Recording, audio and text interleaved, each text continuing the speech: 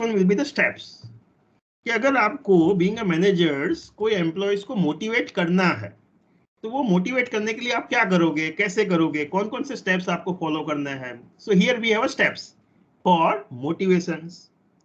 So according to the Judaeus, these are the 4 steps which you need to follow for the purpose of doing or motivating someone. The first step will be your sizing up the situations that is requiring the motivations. कि भाई सबसे पहले आपको identify करना पड़ेगा, recognise करना पड़ेगा कि भाई मुझे किसको मोटिवेट करना है. तो आप क्या करोगे, आपने for example performance appraisal fill up किया है या ऑब्जर्व किया है. तो परफॉर्मेंस अप्रेजल से आपको पता चला कि चलो भाई मेरे वर्क प्लेस पे इतने एम्प्लॉयज हैं and out of that this is the particular persons who are not performing well.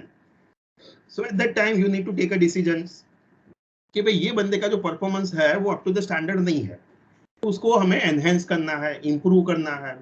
So at that time you recognize, you identify, yes this are the people for whom you need to do the motivations. You need to encourage them so that they will enhance, they will perform more, they will do and put the more efforts at the workplace.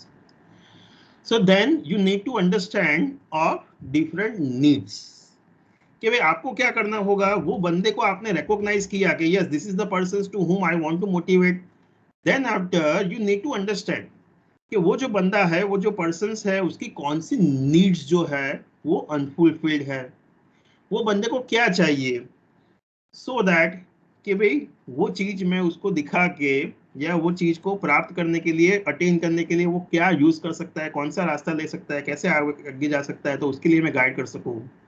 तो step number 1 के अंदर आप particular बंदे को recognise करते हो, identify करते हो और इवन उसकी कौन सी नीड जो है वो अनफुलफिल्ड है वो चीज को आप रिकॉग्नाइज करोगे, अंडरस्टैंड करोगे, आइडेंटिफाई करोगे. तो this is the step number 1. Then step number 2 will be preparing a set of motivating tools कि भाई आपने उसकी कोई नीड जो है वो अनफुलफिल्ड रिकॉग्नाइज कर दिया.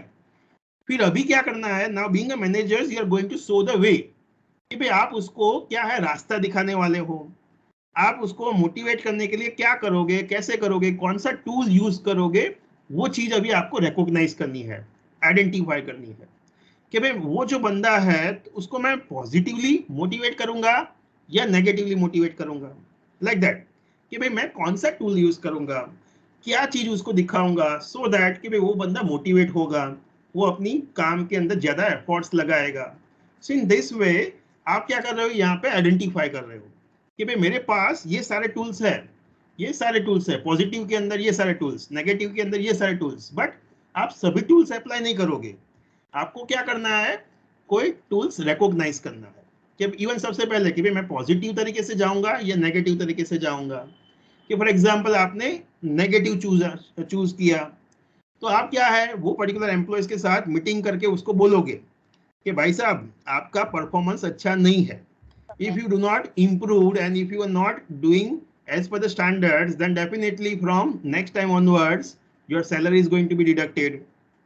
And till you are not improved, then you may be transferred or even you may be terminated from the organization. So in that way, what we are doing, we are using the negative tools.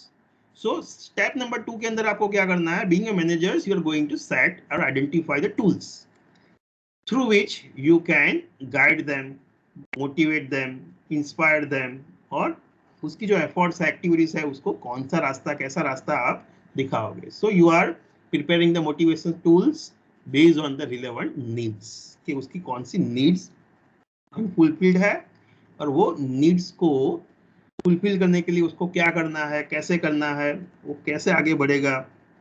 तो वो जो रास्ता है तो वो रास्ता आप कैसे दिखाओगे, कौन सा टूल्स आप यूज करोगे for showing him a path, for directing the his or her activities. तो दैट इज स्टेप नंबर 2.